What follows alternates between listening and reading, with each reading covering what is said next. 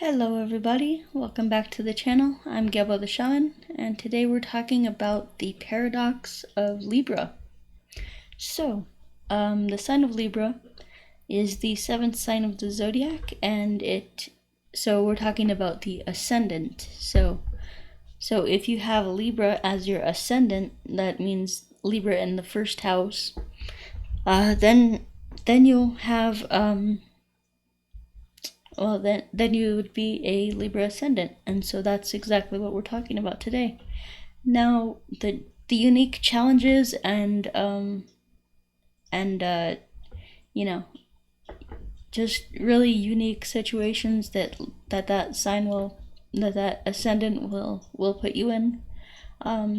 It really, Libra is such a unique sign or Ascendant because basically it's your whole chart is flipped upside down, and so we'll get into all that means in a second. But I just wanted to let you guys know that I have a massive sale going on right now. I have my Vedic astrology readings are available right now for 30% off. You can go to vincent.thunderwizard.com to get astrology readings from me, and you can read more about what I offer in that service on that website. So go to vincent.thunderwizard.com to read about all the things I offer in my consultations.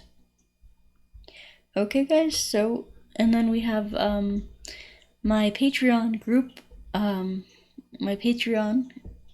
That's patreon.com/Gebo the Shaman, and basically what we're doing over there with the people that I have that have signed up so far is basically we're doing support groups. We're doing life coaching, mentoring, shamanic counseling, spiritual counseling, energy work programs, and things like that. And so anytime you sign up for a course or like a tier on my Patreon site, you'll automatically get all the tiers below it. And so when you sign up for, let's say, the support groups, that's only $80 a month, and we meet once a week, so it's really not bad. Really a great deal, actually. So our support groups are $80 a month, but then when you join the support group, you automatically get my energy work programs. So you'll get my celestial qigong program, and then you'll get my self-transformation challenge, which incorporates qigong, yoga, and meditation. And those are awesome programs to help you guys spiritually evolve to the next level. Alright, guys, so what's next? So let's get into talking about the paradox of Libra. Give me just a second.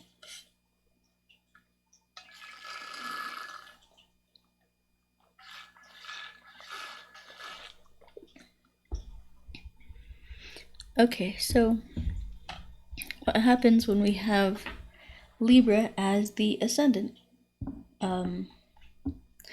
So Libra being the Ascendant, basically Libra is the seventh sign of the zodiac. So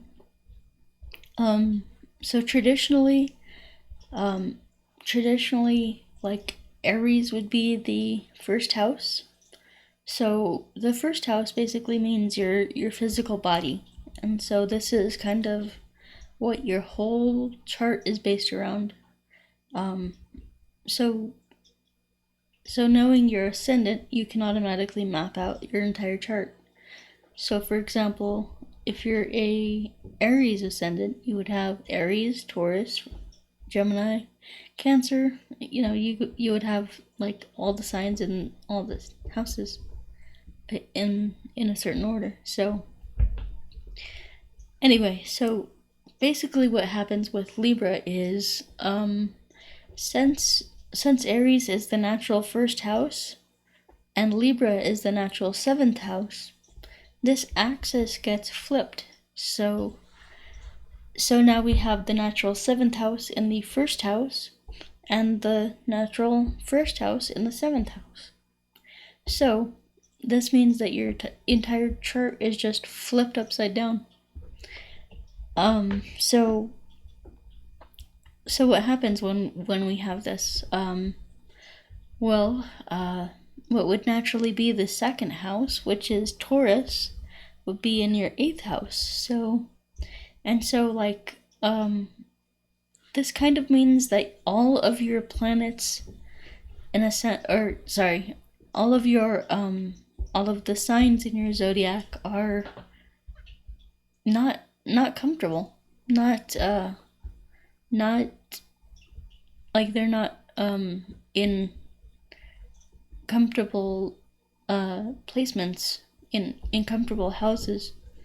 So this means that this can basically it can make you a little bit unbalanced, because which is why Libra represents the scales, which represents balance. So this can make you unbalanced, but and we'll talk about the specifics why in a second. But basically it's because each sign is in the exact opposite house. And so this means that, it's kind of opposing energies. It's kind of, like I said, a paradox. It's, you have, for example, the 1st house in the 7th house. So you would have Aries, or you would have, the 1st sign in the 7th house. So you would have Aries in the 7th house. Well, Aries is naturally headstrong, naturally like a go-getter, very active, and it's very strong. It's very willpower oriented. It's a very independent, energetic. It's headstrong. It's the leader of the military. It doesn't want to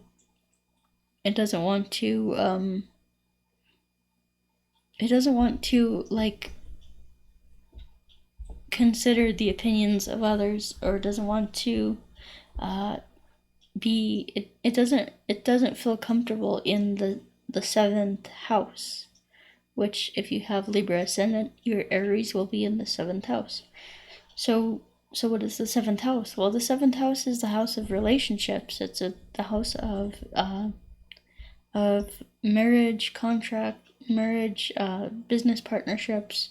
It's the house of like other people, basically. And so when you have this like headstrong, independent Aries in the house of other people, that can lead to a lot of frustration, because it's in the exact opposing sign that it wants to be in. It wants to be in the 1st house, but it's actually in the 7th. So that can lead to a lot of frustration. Okay, so that's just one example of the paradox here. Now, conversely, you have the sign of Libra in the 1st house, so that's what we'll talk about next. You have basically the sign of, Libra is the natural 7th house. It wants to be in relationships. It wants to be, it wants others around. It wants to be, in this dynamic relationship with other people. It wants to be in relationships, and it loves relationships. And so when it gets put into the house, the 1st house in your chart, it becomes uncomfortable, because just like Aries, how it moved to the 7th house, Libra moving to the 1st house is just as uncomfortable, because Libra is the house of relationships. It's the house of others. And so when we have the house of, or the sign of relationships in the 1st house, that leaves a person really questioning their identity. They can't get a firm grasp of who they are, and they only know themselves in terms of their relationships. So, for example, their relationship with their parents would contextualize who they are. You know, their relationship with their friends would contextualize who they are. Later on, even later on, their relationship with their partner, their wife or husband or girlfriend or boyfriend, would contextualize who they are. So they have this kind of chameleon aspect to them, where they, they can be very good at blending in and matching energy and blending in with their relational environment, and so it can be really, these people, it's really important for them to get a good grasp of who they actually are, and that's important, because otherwise they're just going to, they're just going to find themselves in relationships, and I mean, they might not even know if the relationships that they're in actually make them happy or not. Myself being a Libra Ascendant, I can, I can totally relate with this, just living for other people and stuff like that. It's frustrating. It's definitely frustrating. It's, like, people come to expect that from you, actually, too, is living for others and putting other people's needs first, and catering to others, and not having your own boundaries, basically, which that's important for Libra, to have their own boundaries. Okay, so let's talk about what's next. So then we would have we would have the the second house, the axis of the second house and the 8th house. So what happens here? Well, the second house and 8th house axis, well, we would have our 8th house in the second house, and we would have we would have the 8th sign, which is Scorpio, in the second house, which is traditionally ruled by Taurus. And we would have Taurus in the 8th house, which is traditionally ruled by Scorpio. And so we have this like really weird energy here, because Taurus would love to be in the second house, which Taurus has to do with your values, your material possessions, your income, the things that you take into your body, your all that stuff. And so it has, so it being in the 8th house, right? So the 8th house has to do with like sudden ups and downs, sudden change, transformation, sudden gains and losses, shared assets, things like that. And so when we have this kind of placement, it really, we have some clashing energies, because we have like the 8th house is also the sign of emotional transformation, psychological transformation, and just psychology and things like that too. So when we have this kind of axis, because Taurus wants to be in the natural second house, but when we have it in the 8th house, it's like, it's really uncomfortable, because Taurus naturally wants to bless us with material possessions, with goods, and just like everything, material, luxury, the finest, clothes, jewelry, all kinds of things. And so it wants that, the finer things in life. But then when we put it into the house of sudden transformation, sudden, like, it's almost like the house of death almost, but and so it can be really, really frustrating because Venus wants to, Taurus wants to indulge in the material possessions and the nice material world, and then the 8th house is trying to take it down. It's trying to, like, bring it down into the depths of psychology, psychological transformation, deep emotions, and things like that. And so it's like two different totally different signs. So yeah. And then for the 8th house, it's kind of uncomfortable. It's kind of the same thing going on in the 2nd house there with Scorpio. And then we have the 3 and 9 axis, the 3-9 axis. So we have the 3rd house and the 9th house. Well, the 9th sign, which is Sagittarius, is in the 3rd house. So the 9th sign is in the 3rd house, and the 3rd sign, which is Gemini, is in the 9th house.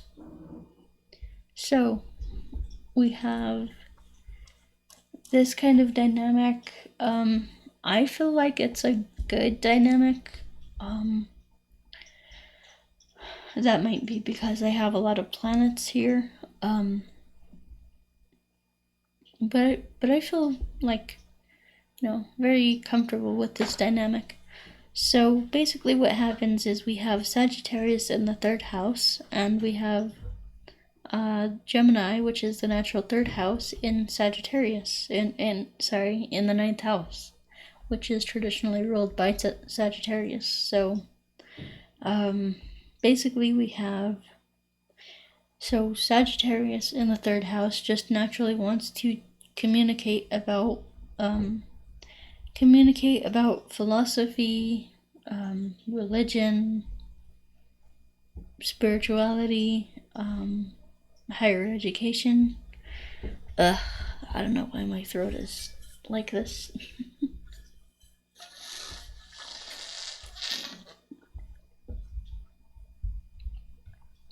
So yeah, Sagittarius in the 3rd house wants to communicate about religion, philosophy, spirituality, higher education, things like that. And yeah, it just so I mean, I find that this is a good placement for me, because look what I'm doing. I have a YouTube channel talking about spirituality. So I mean, that's a really good thing. And the 9th house is always looking to be or Sagittarius in your chart is always looking to bring out the best in you. It's always looking to bring out the positive aspects of you. And so no matter where it's placed, even if it's placed in a bad sign or a bad aspect, I would say, or bad sign basically, I would say it's trying to it'll still, like, help you basically to to bring out the best that it can in that sign or in that house. Now conversely, we have Gemini in the 9th house.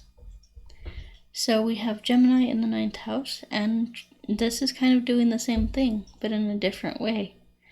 Well, I shouldn't say that. It can be in the same way. But basically we have the energy of the energy of Gemini in the ninth house, which the ninth house is traditionally ruled by Sagittarius. And so the ninth house, your ninth house will automatically try to bless you, just like I talked about how Sagittarius would. No matter if it was placed in a good sign or a bad sign, Sagittarius, both Sagittarius and the ninth house are always trying to, help you, bless you, all that good stuff. And so, the ninth house is also the sign of luck. So when we have Gemini here in the ninth house, we have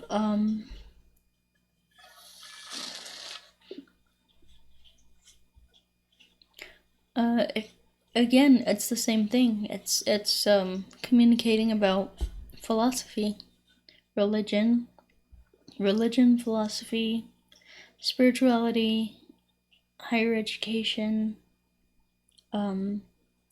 just higher knowledge, basically. And so, so if you're a Libra Ascendant, you would love to communicate about this stuff. So now let's talk about the 4 and 10 axis, which this has caused me the most problems in my life. This has caused me the most problems in my life, definitely, without a doubt. Me being a Libra Ascendant and me talking about, Libra Ascendants. So yeah, let's talk about it.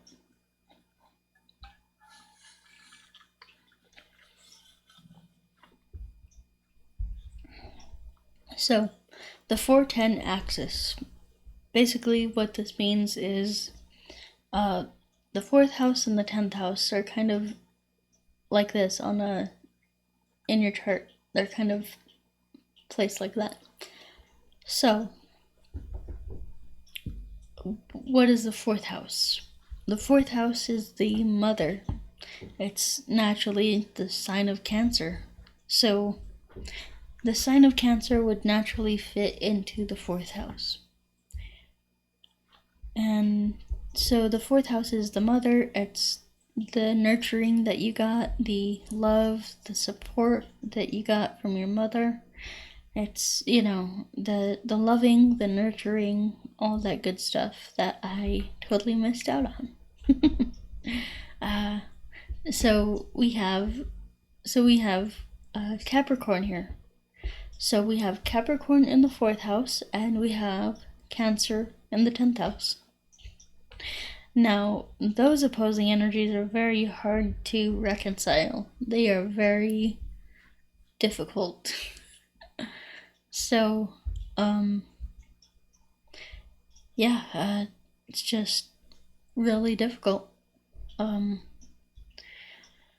So when we have this kind of placement, we have the natural 10th house in the 4th house and the natural 4th house in the 10th house.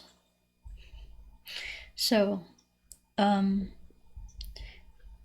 so we have Capricorn in the 4th house and Cancer in the 10th house.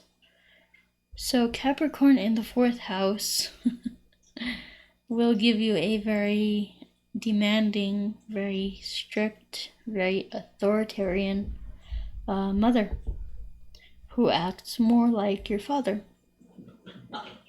Because what is the 10th house? The 10th house is the house of the father. So Capricorn will be the sign of the father in the house of the mother. And the same thing with Cancer in the 10th house. It's the sign of the mother in the house of the father. And so we have these weird energies here that are very uncomfortable. It takes one to know one, basically. So yeah, when we have Capricorn in the 4th house, we have, basically Capricorn wants to work. It wants to put you to work. It wants to make you work. which is not what you want to do when you're a kid, right? You don't want to freaking bust your ass when you're like 4 years old. No, you want to be loved, nurtured, cared for by your mother, and your mother wants to put your ass to work. It wants to be disciplined, authoritarian, very in control, very restrictive. It's very restrictive of you in your childhood. And it's a very hard energy, to have this placement, which is why so anybody who has Libra Ascendant, I would recommend strongly that you go get counseling. This is something that I've had to do, and this is something that I continue to do, because it's not easy having this placement here. Your mother would be more of a boss to you than an actual mother. It's really freaking hard. So, yeah. So just think of like everything that has to do with Capricorn. Capricorn is hard work, your career, your reputation. It's really hard work. It's busting your ass for several years to get the rewards for your efforts, which is Aquarius. So, I mean, Capricorn is just really hard work. It's like, how would I describe it? It's like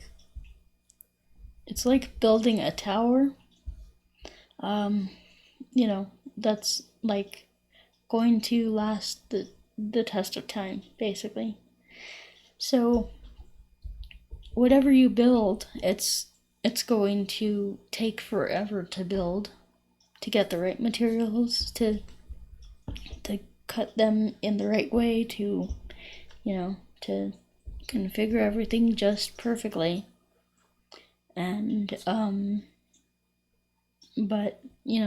but once you're completed with that project, it's going to last the test of time, because Saturn doesn't build anything that falls apart easily.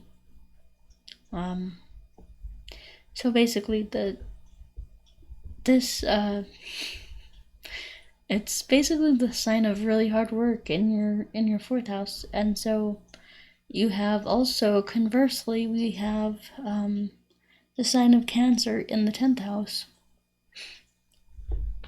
And so you guys are starting to see how these energies are similar, but yet really different. Really opposing, So we have a similar situation to what's going on the right side of our chart, going on the left side of their chart. So, Cancer in the 10th house, what would that be? Well, Cancer in the 10th house would be, how I said your mom would like to put you to work, or like, she was very authoritative, very restricting, very controlling, very disciplined, like would discipline you very much. So this kind of is the opposite in a way. It's kind of learning how to love others and to nourish others and to mother others in your career.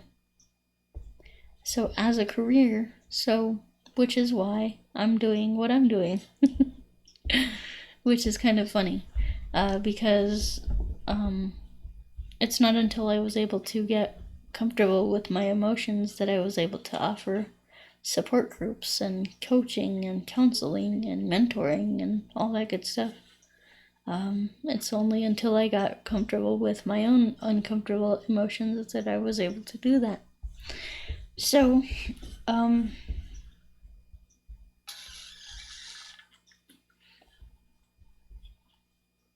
So Cancer in the 10th house, just, the 10th house is basically the house of your career.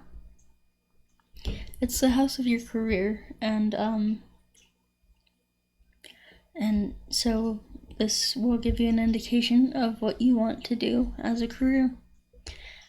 Now Cancer would be the mothering sign, the nurturing sign, so perhaps you would be a nurse or someone involved in the healthcare field, a caretaker of some kind, maybe some kind of a elderly or a hospice nurse or aide, something like that. For me, I was a massage therapist for a while, and then I was a massage therapist for a while, and then I learned about shamanism and learned how to heal on the spiritual level, and then now I'm a shaman. I'm a life coach, a mentor, things like that. I do support groups, things like that. So yeah, Cancer in the 10th house would be all about, nurturing others and stuff. So then we have this 511 axis. So we have the 5th house in the, we have the 11th sign, which would be Aquarius in the 5th house, and we have the 5th sign, which would be Leo in the 11th house. So this axis kind of it's a weird energy because Leo naturally wants to be in the 5th house, and Aquarius naturally wants to be in the 11th house. But since we have this dynamic opposing energy here, it kind of gives a weird energy. So the 5th house is naturally the house of children. It's the house of fun, play, creativity, self-expression, things like that. And the sign of the sign of Aquarius is all about helping others. It's all about, humanitarianism, new age technology, things like that. And so someone who has this placement could be a gamer, someone who plays video games and enjoys that and all that good stuff, because Aquarius has to do with new age technology and things like that. And 5th house is like fun and games and play and things like that. So yeah. And then we have the sign of Leo in the 11th house. So we have that. So Leo is all about, the same things that I just mentioned with the 5th house: fun, play, creativity, the house of children, joy, fun, creativity, self-expression, things like that. And then the 11th house is, the 11th house would be the rewards for your efforts. So if you have the 11th house, Leo in the 11th house, you would, you would really enjoy your rewards for your efforts, because, the sign of Leo is all about enjoying yourself. So, but this is kind of like a weird energy, just because they're opposing energies, and they're in opposite houses. So it's kind of a weird balance here. And then we have the 6-12 axis, which is basically, the 6-12 axis is So we have the sign of Pisces in the 6th house, and we have the natural 6th house in the 12th house, which is Virgo in the 12th house and Pisces in the 6th house. So when we have this placement, it kind of becomes frustrating, because Virgo is the sign of work, and Pisces is the sign of spirituality. So work and spirituality don't tend to go together, unless they do. So, which is what I'm doing. I'm doing spiritual work. So Virgo in the 12th house. This kind of is difficult because Virgo is all about the intellect. It's all about being, using your intellect, your critical thinking, your analytical skills. And it's also about healing. It's also about taking care of other people, things like that. It's also about, working, the work that you do. So when this is in the sign of Pisces is all about, or in the house of Pisces, the 12th house. 12th house is all about losing yourself. So this would be selfless service to others. This would be kind of a spiritual healer, some kind of thing like that. So it really kind of depends on where your planets are placed, because your planets are going to give you a better indication of what you should be doing, and how these energies will play out in your life. So then we have Pisces in the 6th house, and that's kind of the same energies as Virgo in the 12th. It's just that Pisces, it's literally the same.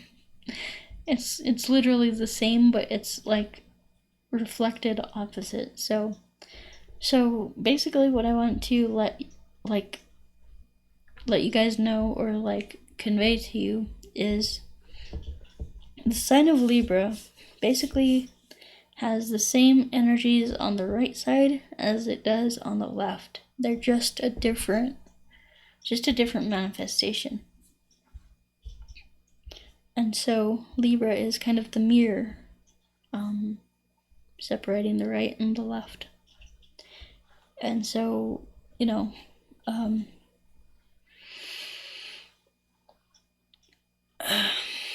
so basically these energies they're dual energies. They're the same thing that's going on the right side of your chart is going on the left. It's just in a different way. For example, that 410 axis, your mother was a control freak, but at the same time, you're learning how to mother yourself and others, and you'll do that as a career. So it's kind of like your karma to fix that, to bring balance. And so, this is all about balance. The sign of Libra is all about balance. So it's balancing your second house with your 8th house, third house with your 9th house, 4th house with your 10th house, 5th with your 11th, and 6th with your 12th. So it's all about balance. And so if you do not have this balance, then your life is going to be pretty chaotic. It can swing from, really good to really bad. It can really be polarized in this way. But once you find the balance, which the balance comes from operating from your soul. your soul is the middle path, the middle chakra, basically. So operating from your soul will help you to achieve this balance. And, if you're really out of balance, then I would encourage you to go ahead and sign up for my energy work programs, because they will really help you to balance not only your mind, but your body, bring everything into balance, energetically, because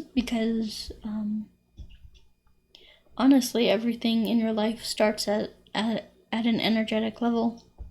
That's what astrology is trying to teach us. Everything in your life starts at an energetic level, so balancing it at the energetic level just makes sense. So yeah, that's what my energy work courses are for. So you can get them for as low as, I think, $25. So it's really not bad. You can go to patreon.com/Gebo the Shaman to check out my energy work courses. And yeah, guys, I think that's about it. I think I've exhausted myself here. run out of things to say. So yeah, once again, guys, if you want an astrology reading from me, go to vincent.thunderwizard.com and get a Vedic astrology reading from me. They are currently 30% off, so it's a really good deal. And my prices are going up too, because I'm getting too many clients and can't really afford to be keeping it at this price. I'm just way too busy now, because I'm getting way too many clients. So I need to bump that price up. So it'll probably be on sale for another, couple weeks. So I would recommend getting that going. So that way you have that big discount. Alright, guys, so until next time, we'll talk to you later. Peace.